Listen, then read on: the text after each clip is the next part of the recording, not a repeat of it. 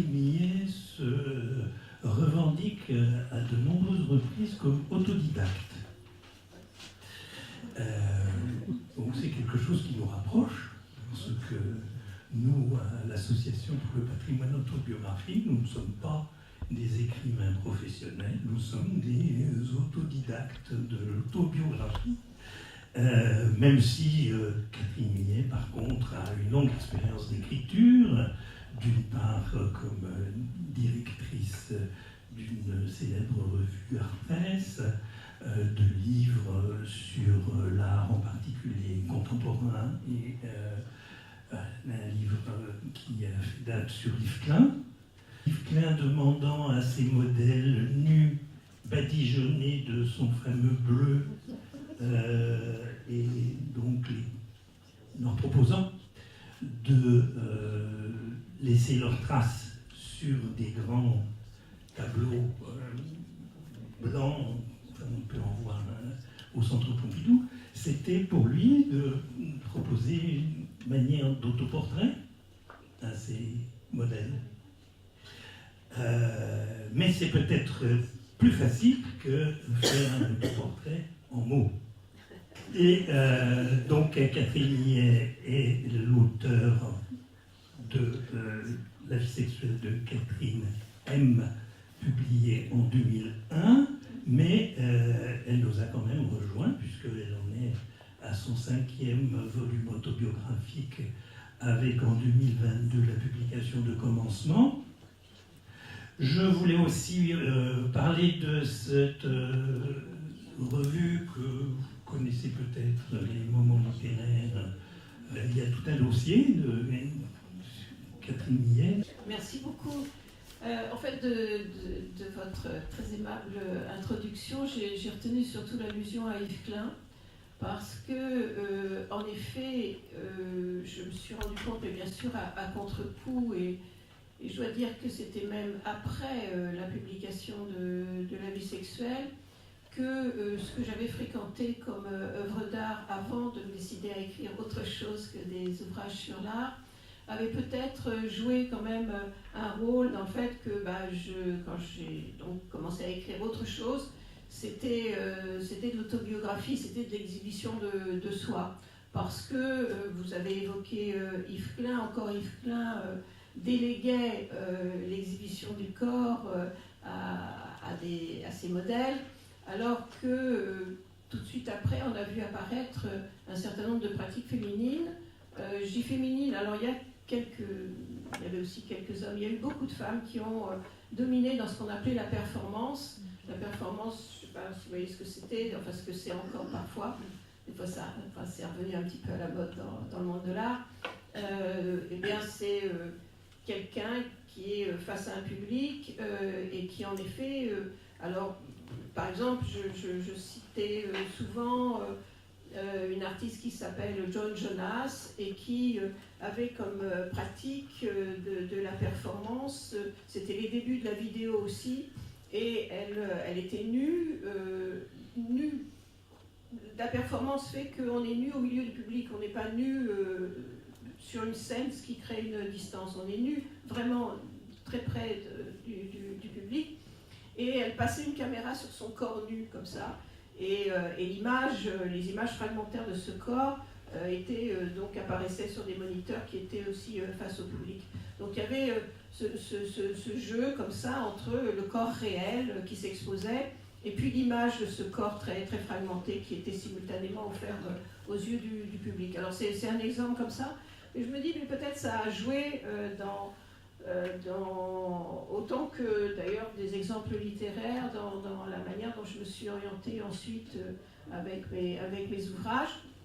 Alors pour en venir à La vie sexuelle de Catherine M, j'ai souvent raconté, alors moi pour le coup j'étais sûrement pas dans l'affect, en effet, j'étais sûrement pas dans les sentiments, j'étais sûrement pas dans la description de l'amour, j'étais dans la description de l'acte sexuel, délibérément en m'interdisant, justement, enfin, je crois que si ça apparaît, si ça traverse, c'est vraiment très peu de choses, en m'interdisant donc tout ce qui était de l'ordre du sentiment et en m'en tenant, j'ai souvent aussi souligné ça, aux sensations. C'est-à-dire, ce dont je voulais rendre compte, ça n'était pas le moment, en effet, voilà, d'émotion que peut susciter le rapport sexuel dans une relation amoureuse ou sinon d'amour profond, du moins d'amour éphémère, comme ça peut arriver, ou de désir qui passe parfois pour de l'amour. Je voulais vraiment simplement rendre compte des sensations. Donc voilà, c'était en quelque sorte ma feuille de route de faire ça, en accord d'ailleurs avec mon éditeur qui m'avait commandé ce livre. En fait, ce livre est une réponse à une commande, il faut le dire aussi, d'un homme qui était Denis Roche, qui était directeur de la collection Fiction et compagnie aux éditions du Seuil, très attentif aux écrits de femmes, et qui un jour m'avait dit « Mais est-ce que tu connais pas une femme qui aurait envie d'écrire sur la sexualité ?» Et c'est pas moi qui ai répondu, c'est l'homme dont je partage la vie, Jacques Henri, qui a dit « Si, elle pourrait le faire. » Donc voilà, c'est comme ça que c'est parti. Bon, alors, c'est sûr que c'était aussi un désir ce désir d'écriture m'habitait quand même. Et en fait, il m'habitait parce que j'ai, voilà, comme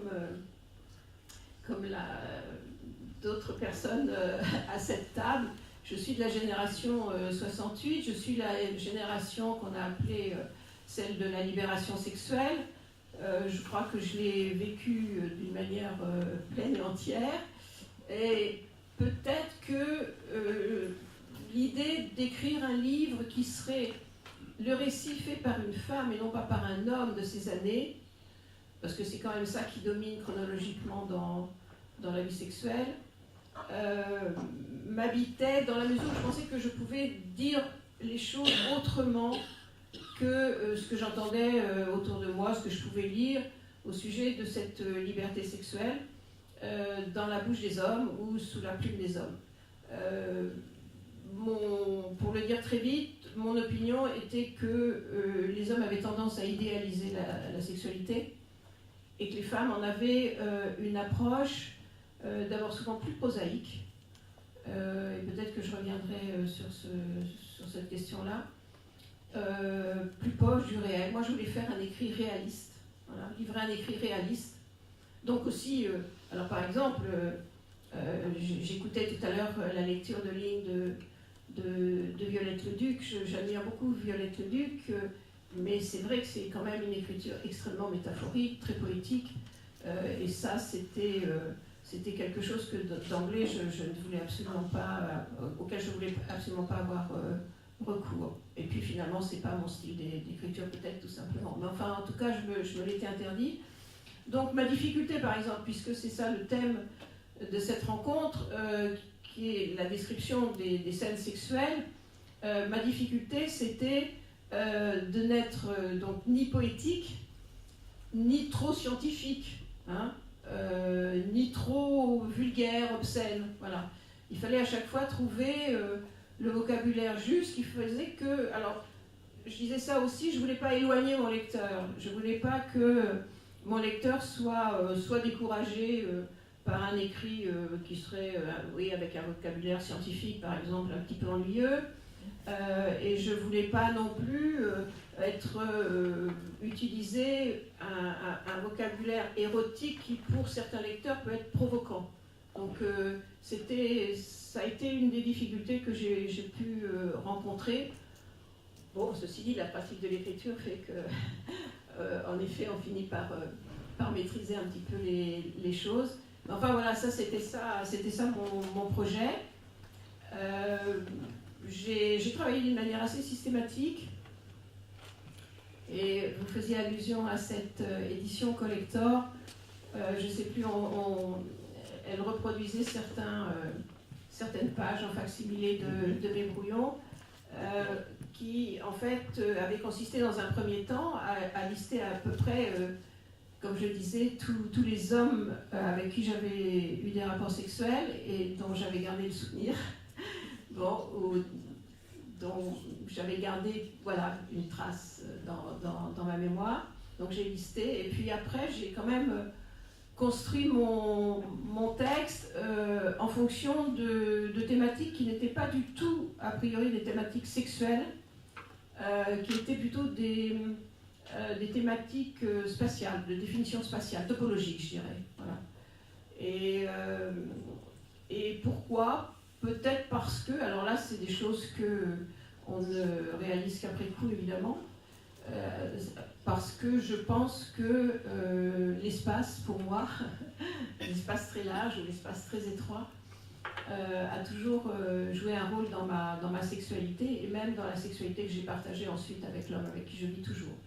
Donc voilà, peut-être que ça répondait à cet ancrage très très profond de la sexualité en moi.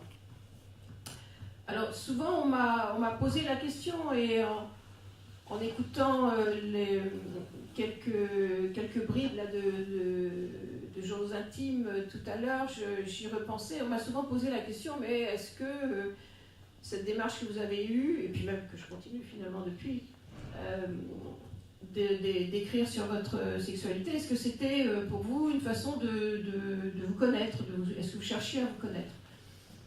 Alors, c'est vraiment pas le cas. Il se trouve qu'à plusieurs reprises, j'ai été en analyse. Bon, travailler en analyse, ça m'avait suffi. J'avais pas tellement envie de continuer. J'avais plutôt envie d'apporter un témoignage. Voilà, c'était ça. Je voulais, je crois que ça a été dit aussi là tout à l'heure, je voulais apporter le témoignage d'une femme qui a traversé une certaine époque. Hein, et que ça puisse, je ne sais pas, pour les générations futures, et ça va commencer à devenir nécessaire, je crois, étant donné les générations futures qui sont en train d'arriver à l'âge adulte, d'apporter un témoignage sur une façon qu'a été de vivre sa sexualité à une certaine époque de l'histoire de l'humanité. Vous voyez, je suis assez ambitieuse comme ça. Alors, je vais quand même peut-être compléter cela par une remarque qui va m'amener à évoquer un autre livre qui est pas tout à fait le deuxième, enfin disons en gros le deuxième livre autobiographique important que j'ai écrit, qui s'intitule Jour de souffrance, et qui est le récit d'une crise de jalousie absolument dévastatrice que j'avais traversée. Et en fait, la jalousie a quand même à voir avec la sexualité, même s'il n'y a pas des récits de l'acte sexuel toujours comme ça à chaque page, comme dans le premier livre. Alors, je vais dire quand même quelques mots de ma vie, de la chronologie dans laquelle s'inscrivent ces livres. La vie sexuelle a été écrite après la traversée de cette crise de jalousie. Bon. Pas vraiment pour, je sais pas, m'en guérir ou quelque chose comme ça, peut-être quand même pour, disons, récupérer quelque chose de ma sexualité propre, de l'histoire, ce qu'avait été mon histoire dans la traversée de la sexualité. Bon. Après cette crise qui m'avait en fait vidé de moi-même, de ce que je pensais être au plan de la sexualité, etc. Donc ça a été peut-être un moment de reprise. Et puis, et ça aussi j'ai eu souvent l'occasion de le raconter, c'est que la vie sexuelle a rencontré un très grand succès, que j'étais en contact, j'ai été pendant, pratiquement 2 ans en contact permanent, tout le temps, avec des publics à travers le monde. Donc à chaque fois, évidemment, j'échangeais avec ce public, mais tout de suite, très vite, devant ce succès, je me suis dit, puisque quand même ma démarche était, celle de Paul Cézanne, je vous dois la vérité en peinture et je vous la donnerai, je vous dois la vérité en matière sexuelle, je vous la donnerai. Donc ce désir de vérité, je me suis dit, il faut que j'écrive aussi sur cette jalousie que j'ai traversée et qui est en fait l'envers de ce récit quand même assez heureux de la vie sexuelle. En fait, c'est une vision très, très positive qui est donnée dans ce livre-là de la sexualité. Et donc, je me suis dit, si je suis honnête vis-à-vis de ce public qui me fait ce succès, il faut que j'écrive sur la jalousie. Mais je ne l'ai pas fait tout de suite.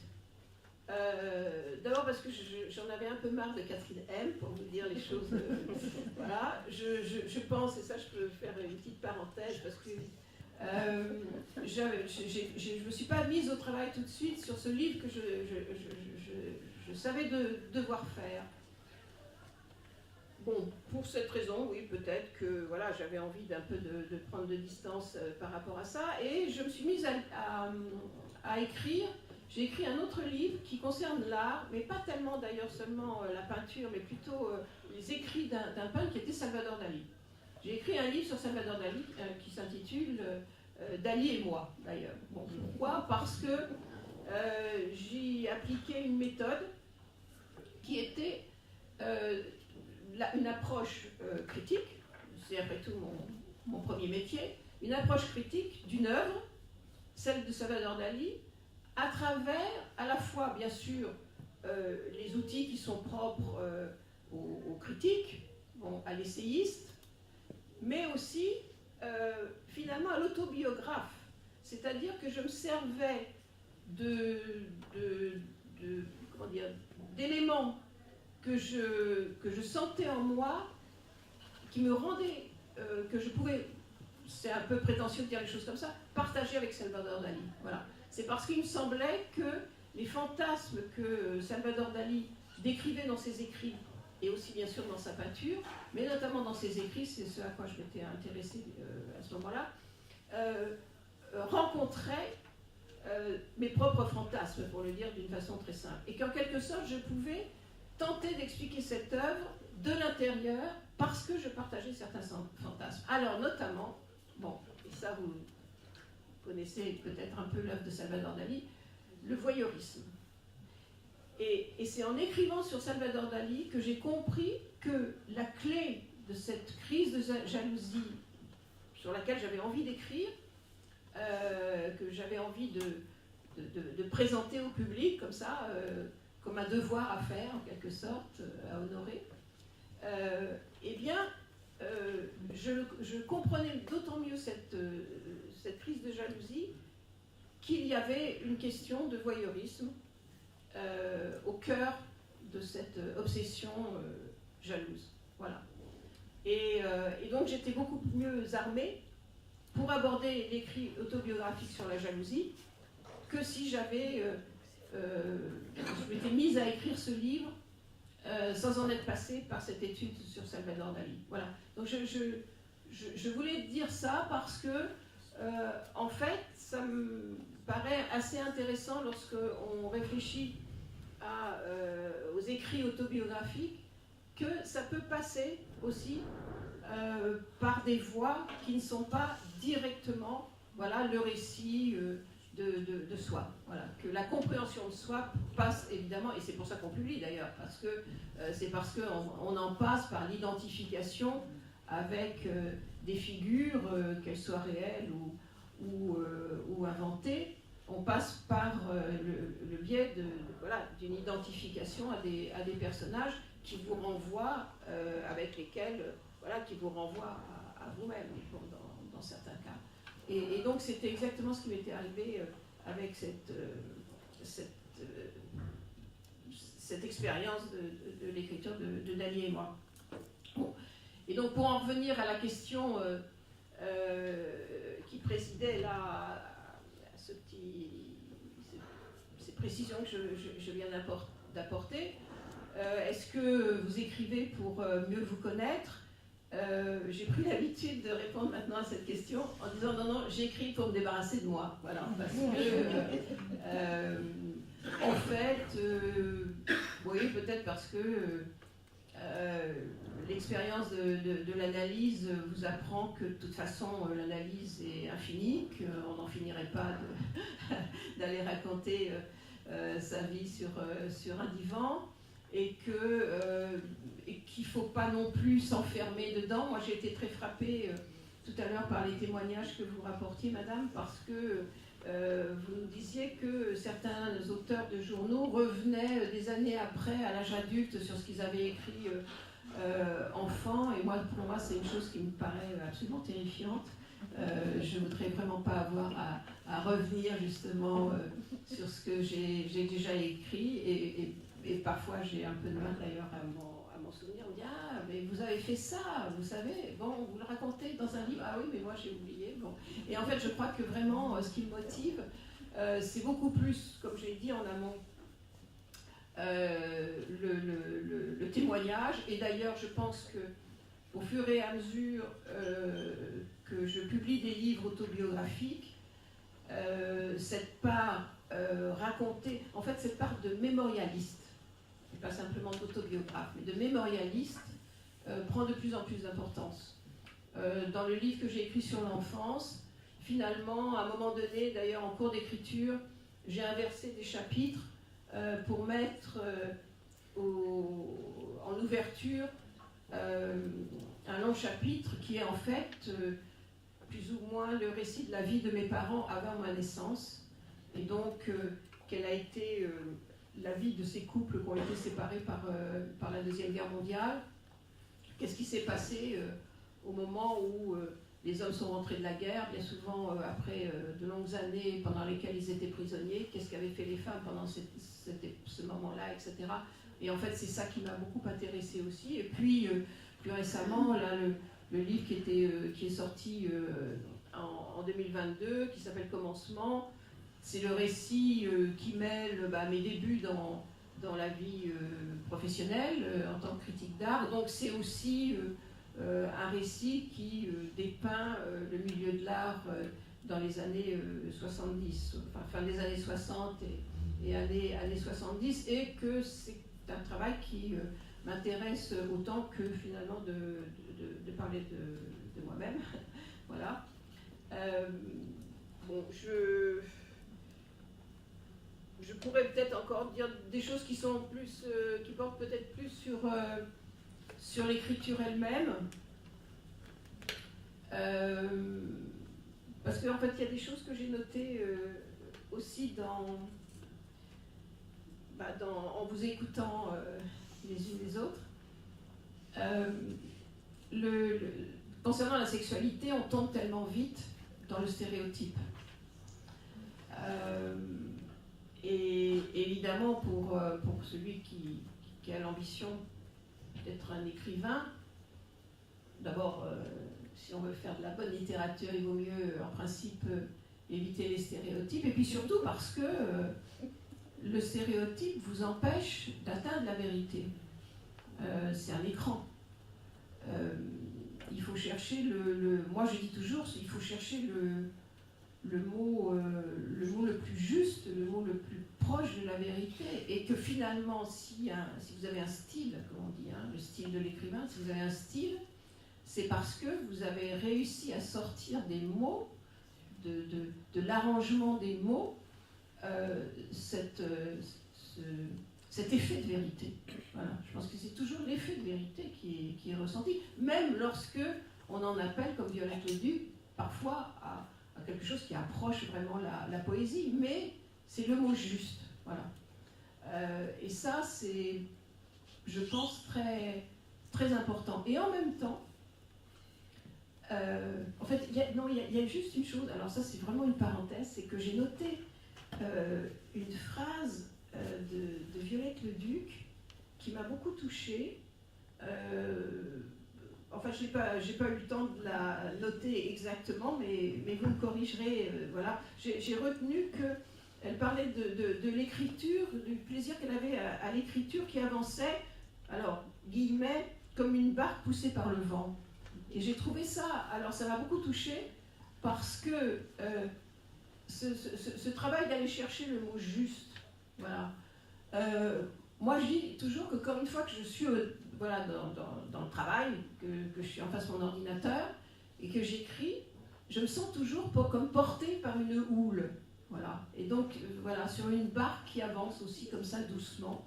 Et c'est ce mouvement de houle, voilà, ou ce vent qui pousse doucement la barque, qui vous amène à trouver le mot juste. Voilà, c'est parce que vraiment vous êtes libre sur la barque et sur la houle. Vous êtes libre, vous êtes loin de... Vous êtes au milieu de la mer, vous êtes tout seul au milieu de la mer, et c'est quelque chose, c'est un mouvement très profond qui vient de l'intérieur de soi, voilà, qui suscite cette houle et qui vous fait approcher cette vérité que vous cherchez. Voilà. Donc je voulais juste faire peut-être cette petite parenthèse, et finalement, faire quand même cette réserve à propos du vocabulaire, c'est que je pense qu'il faut néanmoins être très attentif aux stéréotypes. C'est que eux aussi, néanmoins, ont une vérité. Voilà. Et moi, je m'en suis rendu compte parce que le stéréotype, qu'est-ce que c'est ? C'est vraiment c'est ce qu'on partage le plus immédiatement avec les autres. Voilà.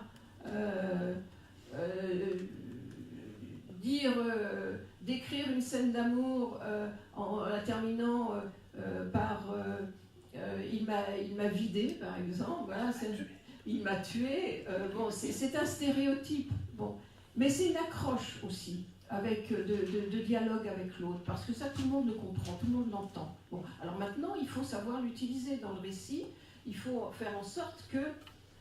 moi, je sais par exemple que dans la vie sexuelle, j'ai utilisé, mais presque à la manière de Ready-Made, comme ça, des fragments de dialogue obscène qu'on peut avoir pendant l'acte, pendant le coït, et en fait, qui sont très souvent truffés de mots tout faits, quoi, en fait, qui viennent ou presque de la littérature pornographique, mais d'abord qui servent beaucoup d'excitants, bon, mais qui sont aussi, voilà, un des moyens d'échanger avec l'autre dans cet instant. Donc je pense qu'il ne faut pas non plus complètement les négliger, puisqu'on est en train de parler de sexualité. Je pense qu'ils jouent leur rôle. Voilà, donc j'avais juste, pour finir, envie de souligner quelque chose qui ne me concerne qu'en partie. C'est que quand même, les intervenants à cette table sont des intervenantes. Et en fait, je crois qu'on peut faire le constat que, en tout cas pour la période moderne et contemporaine, ce sont quand même beaucoup les écrits de femmes sur la sexualité qui dominent. Voilà. Bien sûr, il a été question de Violette Leduc tout à l'heure. Bon, moi j'ai été une grande lectrice d'Anaïs Nin, et franchement, on peut difficilement aller plus loin dans le témoignage sur la sexualité que ce qu'elle avait fait d'emblée. Lorsque j'ai publié La vie sexuelle, publié d'ailleurs chez le même éditeur, les écrits d'une jeune femme qui malheureusement est décédée depuis, qui s'appelait Nelly Arcan, et qui avait publié un magnifique livre qui s'appelait Putain. Alors, ensuite, elle a écrit Folle, mais c'est deux ouvrages absolument magnifiques. Je voulais aussi citer Monica Zorn, par exemple, qui est beaucoup moins inconnue, mais qui a écrit aussi de très beaux textes. Donc, voilà, alors, bon, on peut se poser la question, pourquoi surtout des femmes ? J'ai 2 fragments de réponse, quoi. C'est pas... Il faudrait une thèse sur le sujet. Je pense d'abord que, pour des raisons, moi je dis d'ailleurs tout simplement physiologiques, dans l'acte sexuel, les femmes ont une distance que les hommes n'ont pas. Voilà. Et que donc elles ont un pouvoir d'observation dans cet instant-là, que n'ont pas forcément les hommes. Je ne dis pas qu'ils ne peuvent pas l'avoir, bien sûr, mais je pense que naturellement, les femmes sont beaucoup plus observatrices de ce point de vue-là. Ce qui fait aussi, et ça m'a toujours frappé dans les écrits des femmes sur la sexualité, c'est l'attention aux détails, et parfois aux détails le plus prosaïque. Moi, une chose qui m'avait absolument, amusée, étonnée, dans le livre justement Nelly Arcan, donc putain, elle racontait comment elle accueillait des clients, quoi. Elle gagnait sa vie comme prostituée. À un moment donné, il y a un petit passage où, je sais pas, elle est à quatre pattes par terre, et à ce moment-là, avec un client, elle remarque que le ménage n'a pas été bien fait et qu'il y a des moutons sous le lit. Bon. Et je me dis, mais c'est tellement une notation féminine, n'est-ce pas? Et pardon pour les féministes, c'est une conception de la femme un peu, comment dire, passéiste, mais bon, oui, mais enfin voilà, elle avait cette attention, et il y a autre chose comme ça qui, je me souvenais, d'ailleurs hier, j'ai de manière compulsive feuilleté le journal d'Anaïs Nin, qui est énorme, pour essayer de retrouver le passage, et je l'ai retrouvé, c'est lorsque elle raconte donc ses nuits d'amour avec son père, n'est-ce pas? Chacun dort néanmoins dans sa chambre d'hôtel, et à un moment donné, elle raconte, elle le quitte, ils ont fait l'amour, elle le quitte, et elle retourne, elle traverse le couloir pour retourner dans sa chambre à elle, et elle dit qu'elle met un énorme mouchoir entre ses cuisses parce qu'il a tellement joui en elle, que voilà, il y a tout le sperme qui lui coule comme ça entre les jambes, et donc elle pense à mettre cet énorme mouchoir. Et là aussi, je me dis, mais ça, vous voyez pas un homme raconter qui prend le mouchoir et puis qui va s'essuyer après l'amour. Voilà. Bon. Alors, c'est pas forcément les parties les plus intéressantes dans l'acte sexuel, mais je veux dire, c'est ça qui donne aussi cet effet de vérité qu'on recherche. Et puis, voilà. Et puis, peut-être le fait que, bon, j'en reviens un petit peu à mon point de départ, que justement, je pensais qu'en tant que femme, je pouvais, dans la vie sexuelle, décrire les rapports sexuels qui n'étaient pas toujours, comment dire, l'atteinte du nirvana, quoi. Voilà. La réalité, c'est, des fois c'est bien, des fois c'est raté. Donc, c'est ça aussi que je vais chercher à raconter. Voilà. Bon, je vous en ai dit assez pour le moment. Et merci pour votre attention.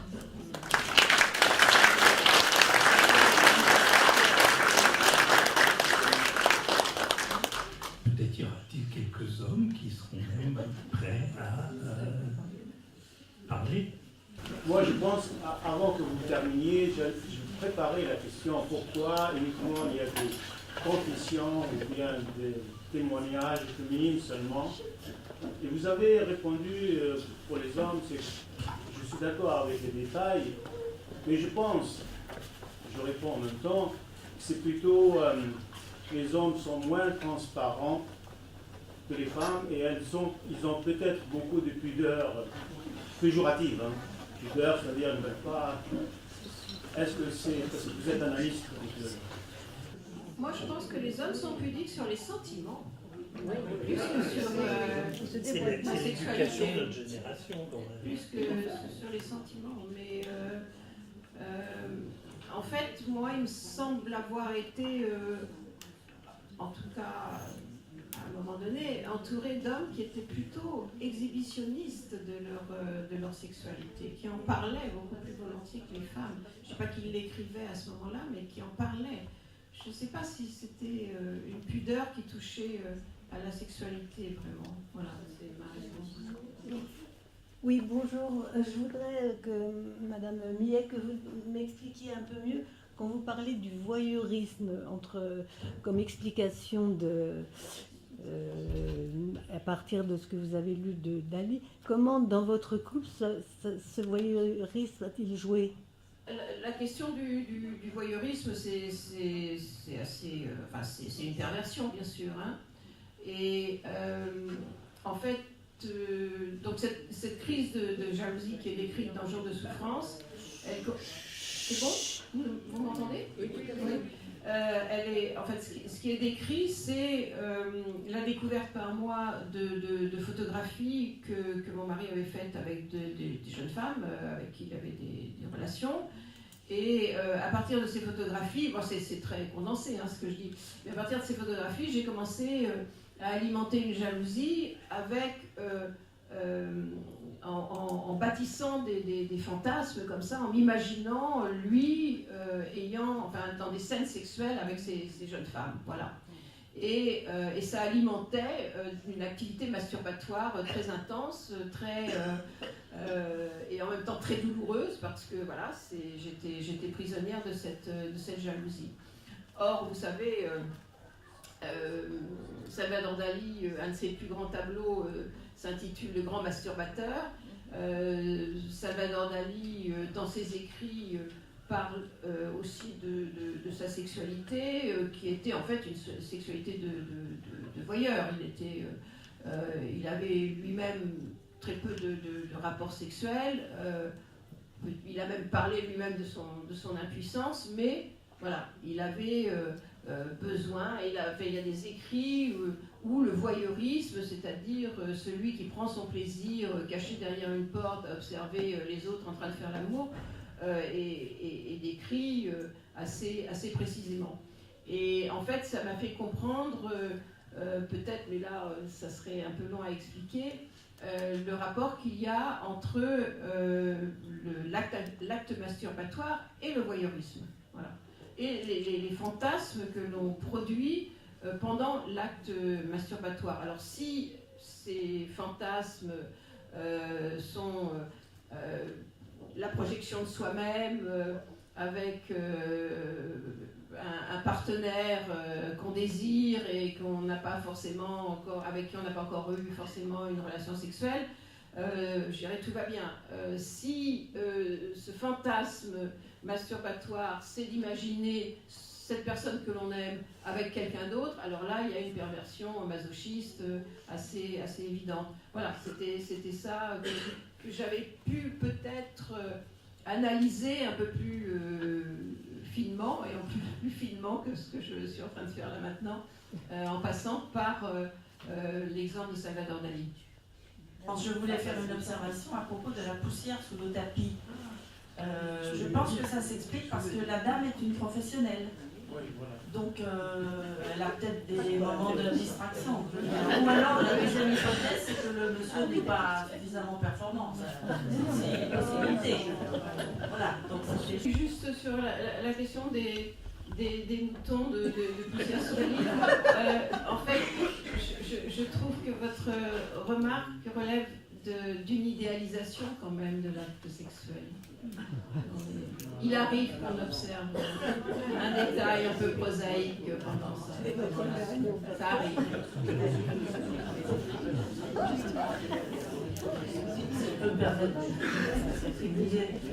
Vous parlez de distanciation, d'actes sexuels et de distance notamment, mais vous parlez bien de l'acte hétérosexuel. Ah oui, c'est sûr. Voilà, donc c'est juste ce que je voulais dire, parce qu'on n'a peut-être pas le même vécu dans l'acte homosexuel. C'est une question, une remarque. Il y a un épisode homosexuel dans la vie sexuelle. Oui, il y en a plusieurs. On ne se refait pas. Faire un peu provoque. Moi, j'ai quand même remarqué que les femmes, ça marche pas. Les femmes fidèles à leur réputation, quand elles ont senti que les hommes étaient un peu en danger, puisqu'on leur demandait de parler, ont tout de suite changé de sujet sur pourquoi est-ce que les hommes ne parlent pas, pourquoi est-ce que les hommes n'écrivent pas sur leur sexualité, sauf ce que j'ai entendu autour de moi là, et avec lequel je suis assez d'accord, dans des récits pornographiques qui n'apportent que de l'excitation et pas de la réflexion. Et je me dis que, voilà, au moment où il y avait un homme qui disait quelque chose, qui bottait en touche, on s'est dit probablement qu'il ne fallait pas mettre les autres en danger. Donc, tout le monde a changé de sujet. Alors, je ne sais pas, moi j'aimerais bien quand même qu'il y ait un autre homme qui s'exprime sur le sujet qu'on avait abordé, au moins qu'on en ait deux, qu'on puisse comparer voir qu'ils pensent tous la même chose, je ne sais pas, mais ça serait quand même assez intéressant. Quelque chose à remarquer quand même, c'est que parmi les déposants de l'APA, il y a un nombre assez majoritaire de déposantes. Donc il y a déjà beaucoup plus de textes. On avait fait des statistiques à une époque, je ne les ai plus exactement en tête, mais enfin il y a un nombre de déposantes, d'écrivaines et déposantes à l'APA plus important que de déposants. Cela dit, au-delà de ça, il y a quand même un certain nombre de témoignages d'hommes qui sont dans le fond de l'APA. D'ailleurs, dans ce que Véronique a cité, il y en a effectivement un certain nombre. Je crois que sur les 2, 4, 6, 8, je pense qu'il y a 3 hommes sur les 8 personnes. Voilà, donc c'est présent quand même. Voilà.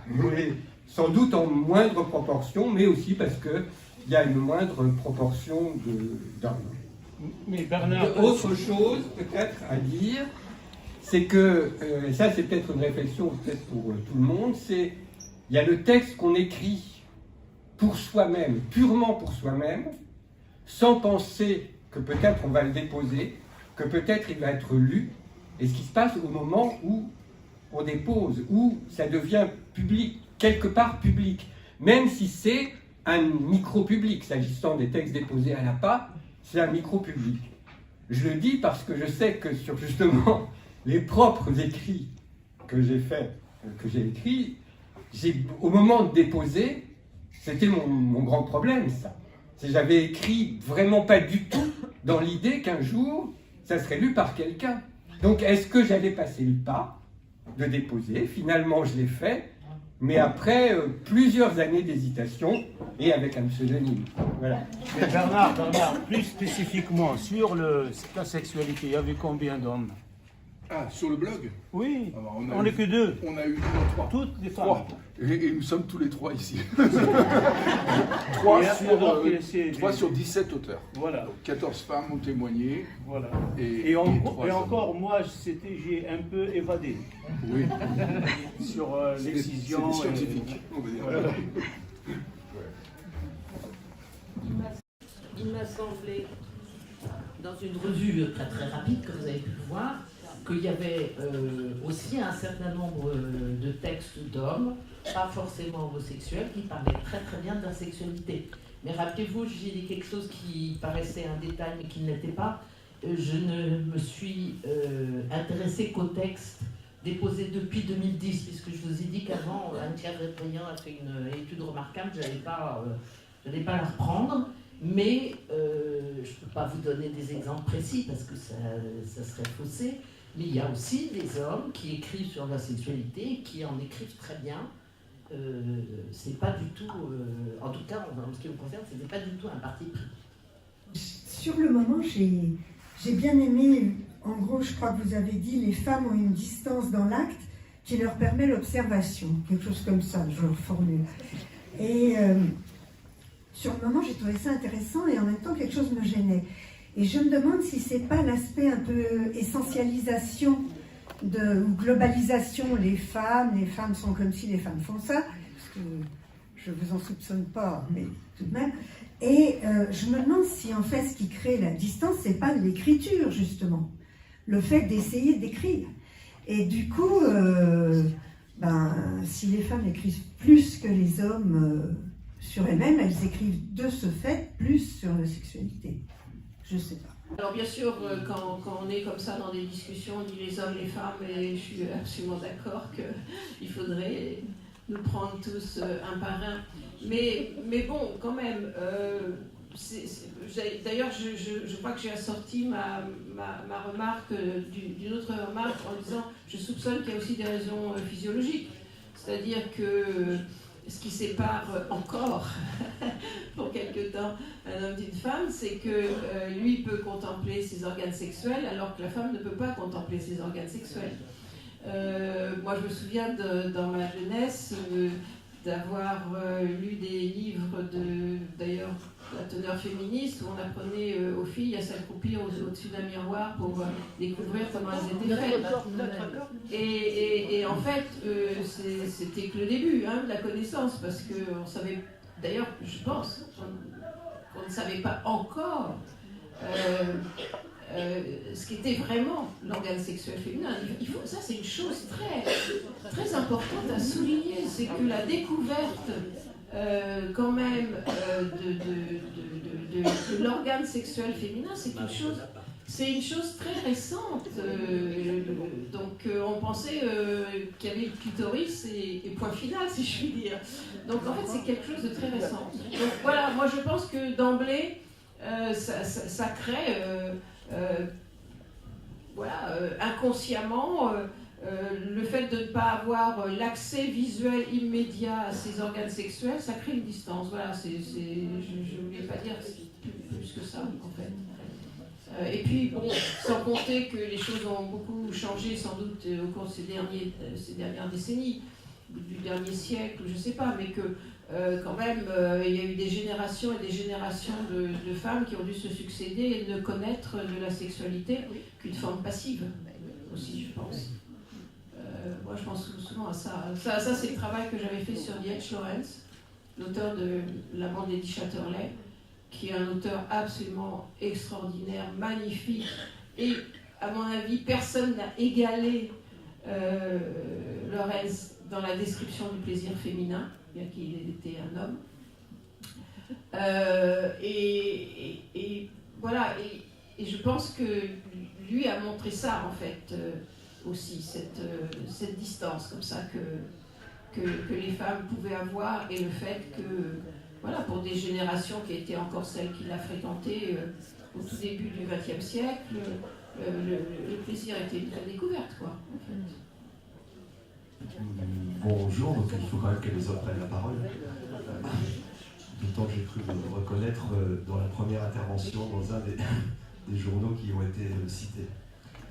C'était CP pour vous l'indiquer. Il y a un point qui, quand on écrit ou quand on dépose, et quand on traite aussi de sexualité ou d'homosexualité, comme témoignage, moi je me souviens qu'il a été toujours beaucoup plus dur de dire que j'écrivais un journal que de dire que j'étais homosexuel. Et je ne sais pas si c'est le cas pour d'autres déposants, évidemment, je n'ai pas fait d'études là-dessus, mais ça reste toujours le sujet. C'est-à-dire que je serais capable de dire qu'il y a plus de gens qui vont savoir que je suis gay que de gens qui vont savoir que j'ai écrit un journal. Et c'est toujours le cas. Évidemment, là je le dis puisqu'on est à la fin, mais à l'extérieur, très peu de personnes vont le savoir.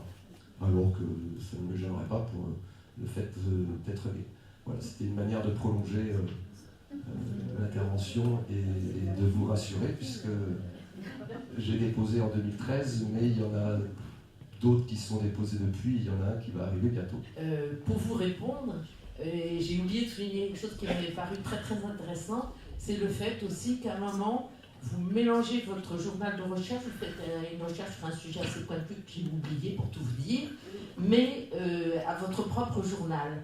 Et aussi, ce qui m'a beaucoup intéressé dans votre journal, et en tout cas ce que j'en ai cité, c'est le fait que la limite d'écriture du journal devienne plus importante que le fait d'une part de révéler et se révéler que vous êtes homosexuel, et en un second temps, le récit de vos aventures, etc., au demeurant fort intéressante, mais ça m'avait vraiment frappé. Enfin, pour moi, vous étiez le symbole même de ce que j'aurais voulu démontrer, enfin, toute proportion gardée, c'est que l'écriture de sa sexualité est quelquefois un espèce d'accomplissement de la sexualité. Je ne sais pas comment vous dire, mais et votre exemple m'a beaucoup intéressé à ce sujet, et j'ai essayé de le rendre. Merci, je crois qu'on va terminer notre séance. Merci à nous.